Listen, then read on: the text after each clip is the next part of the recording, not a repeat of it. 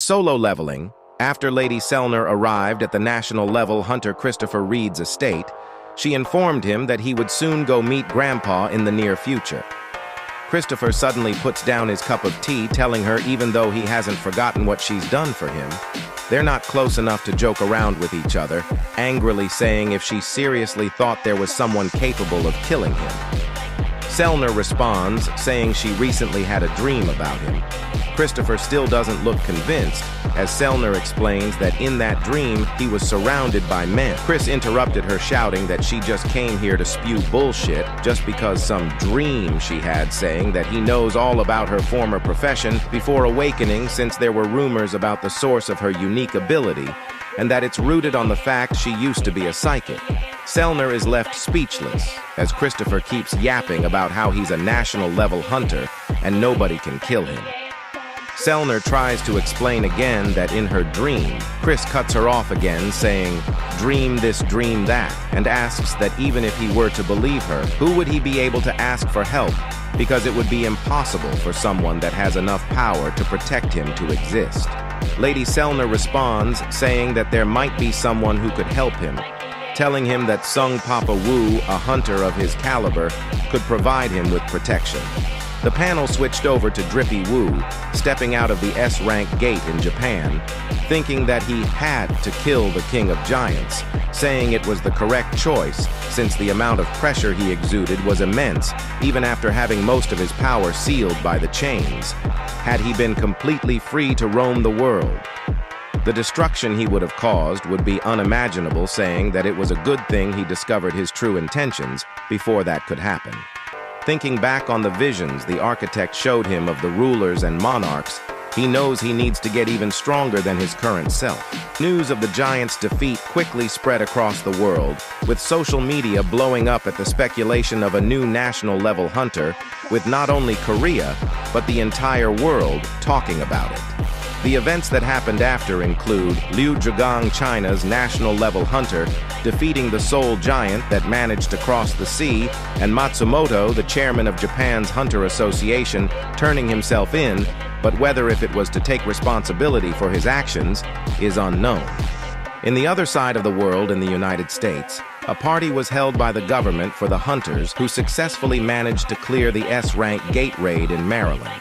Baldy says how the government must have spent a fortune on the party since the gate was S-rank after all, but the other guy laughs, responding that the gate wasn't even hard at all.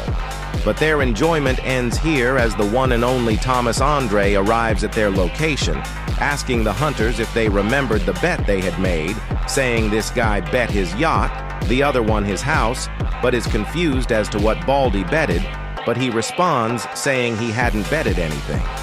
Thomas stares him right in the face, saying he's got a nice tie. "I didn't bet, I want your tie, but. Thomas grins, asking his secretary if she liked his new tie.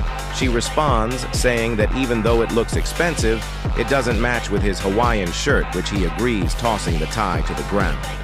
Laura tells him they have a problem, saying that the list of guilds invited to the International Guild Conference was released, which included the Ajin Guild from Korea. Thomas is confused since he's never heard that name before, but Laura explains that it was the guild founded by Sung Daddy Wu, which made him excited since that meant he was coming to America. After the soldiers of Japan started glazing Sung Drip Wu for defeating almost every single giant that came out of the gate, he said it was a shame one of the giants managed to get across the ocean, but at least his strength improved immensely through this battle. The soldiers are shocked, asking themselves if that was really Sung Papa Wu's ability, which made Jinho smirk, thinking it wasn't a surprise that they would be shocked, since they're seeing his abilities for the first time. Hanakawa walks up to Jinho, informing him that there was a call for him. Jinho picks up the phone, asking who it was, and after hearing what the caller had to say, he tells Papa Wu that he was sorry since he needed to go to Korea. Drip Wu asked him what was the matter, which Jinho responds, saying that even he himself didn't know exactly, but he's been told to return as some family matters had come up. Hanakawa tells Jinho he would escort him to the airport, as he says goodbye to Drippy Wu. In the helicopter, Jinho is confused, since he's never heard his mother's voice be that shaky before, and asks himself what could be wrong, but he should stop thinking negatively, since it could be nothing after all. In the Incheon airport in Korea, the family assistant tells Jinho that they have a car prepared for him, telling him to come with him, and that he should prepare to brace himself in times like these, since he would explain everything on the way. Jinho looks even more confused, but the assistant explains that it's a long story, but President Yoo Myung-han, Jinho's father, has fallen into eternal sleep. Jinho shouts for his dad, seeing him in a coma-like state, but the assistant stops him, saying he couldn't go in there, since the presence of hunters who cannot control their mana would only worsen his condition. This information makes him depressed, saying that yet again, he is a useless son. The assistant hands Jinho a book, saying that it was what his daddy was working on right before his collapse, and that he's been holding on to it in case the chairman wakes up and looks for it, but it seems like he needs it more at this time. Jinho starts tearing up looking inside the book, which contains articles about him. Jinho points out that he has the same habit of scrapbooking every article he likes as well. The assistant says he's been storing everything about him and his siblings, such as competitions, exhibitions, and even his recent adventures, saying that it was not like the president didn't love him, but it was just that his expectations of him were as big as his love for him. After Yoo Jinho found out that his father was under the eternal sleep disease, he started crying uncontrollably, thinking that even in times like these, he was a useless son. The butler tells him to come with him to the residence. Jinho responds, saying, "Okay," while wiping his tears. But as he's about to leave, he notices something strange, which made him turn back to see what it was. The butler asked what was wrong, but since it was nothing, they just kept on walking. Out of the wall on the right, Sung Drip Woo came out, calling Jinho a crybaby, saying that he was making him all emotional while staring down at his father's body and opening one of his only remaining bottles of holy water. Jinho's sister arrives at the hospital, and as she's walking, she crosses paths with someone who seemed familiar to her. Jinho's dad finally woke up from his slumber, calling his daughter's name in surprise, making her start sobbing since she thought she would have never seen him again. The doctors explained that waking up from the eternal sleep disease had never been documented before, except for Drip Woo's mother, of course, and said that it would be unimaginable what the media would say after hearing about this.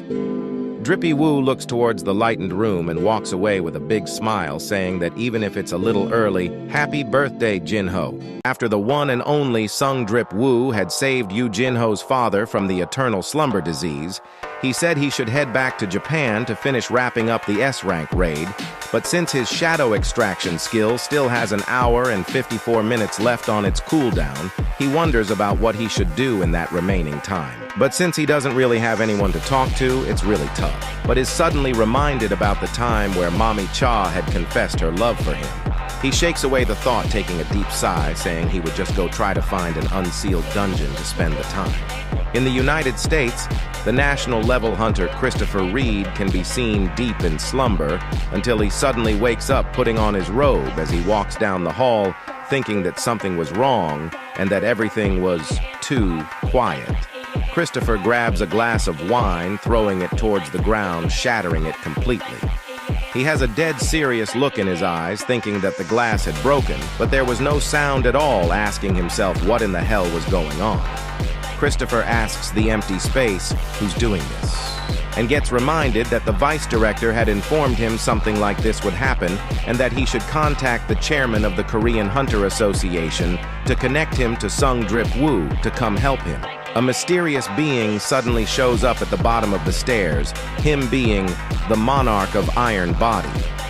Christopher is not amused by his appearance and asks the two beings behind him, "Who are you?" The Monarch of Iron Body says he wouldn't be able to save anything if he kept on accommodating these humans, calling him a fragment of brilliant light. Christopher is shocked since the being had spoken monster language and shouts at them, asking what the hell they were talking about. The Monarch responds, telling him to shut up since he wasn't talking to him, and is instead talking to someone above who's connected to him. "Am I a joke to you?" Christopher asks. transforming into a flame-like being, declaring that at least one of them is going to die by his hands. Both Raken, Monarch of Fangs, and Quaresha, Monarch of Plagues, are in surprise since a mere human actually managed to use spiritualization. Christopher Reed rampages towards the Monarch, saying they would die, shooting a blast that would destroy most of the mansion. After Adam White informed Sung Drip Woo that the national-level hunter Christopher Reed had caused a massive fire outbreak and was then found dead at the site, he pulls something out of his breast pocket, utterly shocking Drippy Woo, since what he pulled out was a picture of the person who the Hunter Bureau considered to be the most likely suspect, which was also Rizzy Woo's deceased father. Adam White suddenly gets lifted into the air as Jin Woo crushes the laptop completely while force choking him, saying that if this was supposed to be a joke, then he can be assured that he wouldn't be walking out of here alive. Adam White's guards see the situation attempting to attack Drippy Woo, but he shouts telling them to stop. Adam tries to explain that the person in the picture came out of a dungeon and he may not be who they think it is. Dungeon? Jin Woo asks.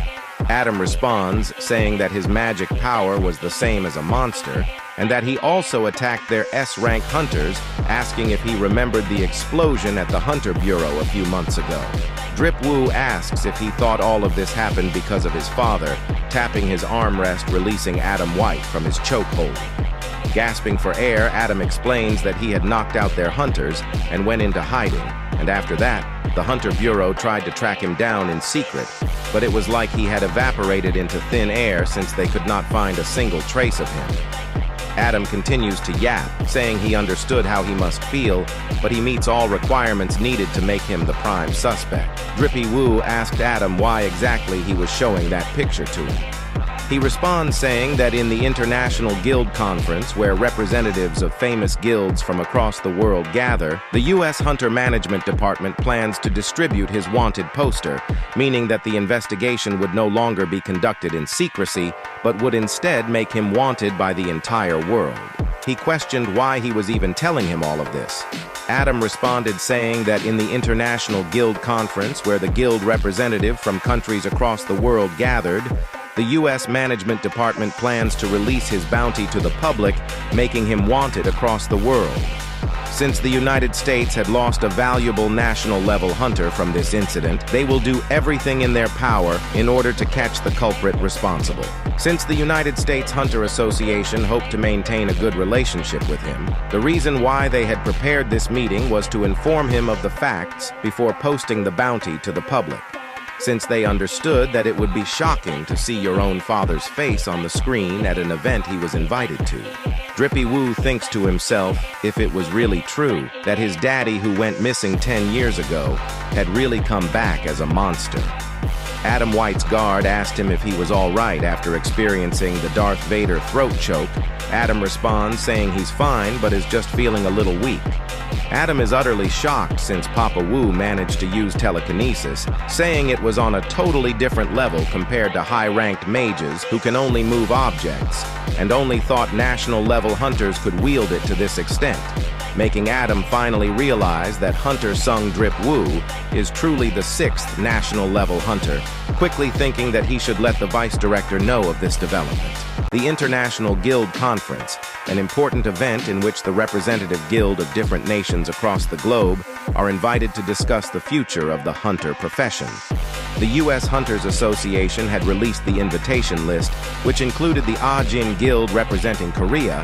This had caused a huge commotion around the world since the guild only had one high-ranking hunter, which was Sung Drip Woo himself, essentially announcing that one hunter was much better compared to countless guilds around the world that had several top-class hunters in their ranks. In a press conference in Korea, a reporter asked the guild master of the Hunters Guild what his opinion on the matter of the Ajin Guild being the one chosen as Korea's representative was. He responds saying that the American Hunter Association had made the obvious choice, which confused the reporter, questioning if he didn't simply understand their decision, but actually find it obvious. Hunter Choi confirms this, saying it was indeed the obvious choice. The reporter states that it would be more accurate to say that the Ajin Guild is really just a one-man show, but that one person is Hunter Sung Drip Woo, he responded. He then goes on to explain that if one considered a guild member to be an individual that's capable of fighting, then Papa Wu would have hundreds of guild members, saying that as someone who has witnessed his skills firsthand, even if he was compared to any guild in the world, the Ajin Guild's strength would certainly be second to none. The reporter goes on to say that from the perspective of the Hunters Guild, who has represented Korea every year in the guild conference, he can't help but think that he would be salty about it. Hunter Choi responds, saying that of course he's disappointed that he won't be able to travel to the US, even after preparing his visa and renewing his passport. He feels proud even more than disappointment since a hunter who he can place his faith on without hesitation finally appeared. And since he and his guild members have actually been saved by Daddy Wu before, he felt genuine proudness that it was Papa Wu who was selected to represent Korea. Walking out of the interview, Hunter Choi's little slave walked up to him saying that they had successfully reserved the gate in Suseo-dong. Hunter Choi responded saying it was great, but asked if the Ajin Guild hadn't requested a reservation this time either. The slave responded saying they did not, and that they've been a little bit too quiet these past few days. Hunter Choi thought to himself that it was weird since it had been 4 days since Daddy Wu, the god of dungeon destruction, hadn't shown up at a gate since returning from Japan, making all of the large guilds ecstatic over it, though he says he's different, saying that people who get excited simply at the sight of an apple fallen from a tree wouldn't be any different from a monkey. The little slave shouts with joy, saying that their revenue had increased by 40% thanks to the lack of competition from the Ajin Guild. "We've got one monkey here," Hunter Choi said in disappointment. Choi is confused, since there was no way someone who used to clear 3 to 4 gates a day prior to his rank re-evaluation, and was then clearing S-ranked gates, such as the one in Jeju and Japan, single-handedly, would be this quiet. In the Korean Hunter Association, Jinchul informed the chairman that China had requested information about Sung Rizzi Wu. The chairman responds asking if they wanted his personal information. Jinchul said that that wasn't the case, and that they only wanted his official and public information like his dungeon raid records and relevant news articles. The chairman questioned why they were showing sudden interest in Daddy Wu, saying that he had openly stated that he wasn't interested in being scouted into other countries.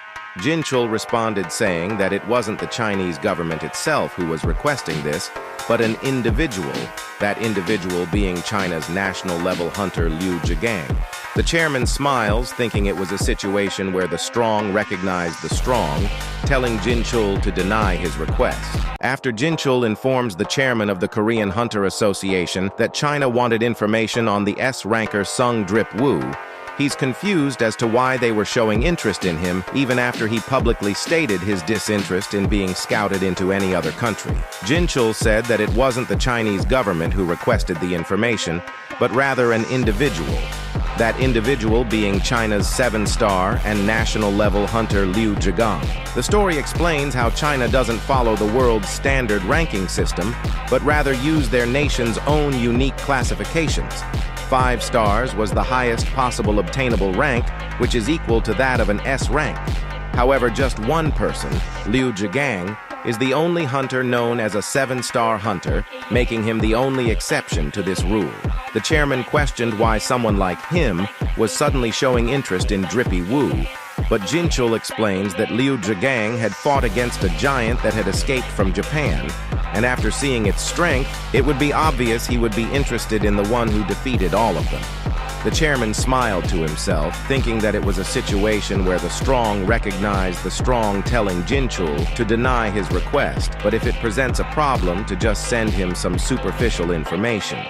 In the Scavenger Guild in America, Laura informs Thomas Andre that Big Papa Wu would be arriving in the country tomorrow. "It's already tomorrow, huh?" he responded. Huang Dong-su opened the door, asking if he had called for him. Thomas responded, saying he was here just in time, saying he had something to tell him urgently, walking up to him saying he would get straight to the point, menacingly saying, "Do not touch Sung Jin Woo." Huang Dong-su looks terrified by this warning, unable to utter a single word. Andre explains that he knows of the situation between Drippy Woo and his brother's murder, saying he understands he has his doubts and seeks revenge. But, Dong-soo said, until Andre suddenly reaches out to him with his hand in the fraction of a second, pointing his finger right before his face, saying he didn't remember giving him permission to speak. Dong-soo seems to be absolutely shitting in his pants by the terrifying aura Thomas Andre was emitting. Laura watches the interaction between both hunters, thinking Hwang should just shut up and listen to his daddy, stating that there aren't many people who can warn and threaten a top ranker like that. However, Dong-soo's obsession towards his enemies is equal to that of Thomas Andre.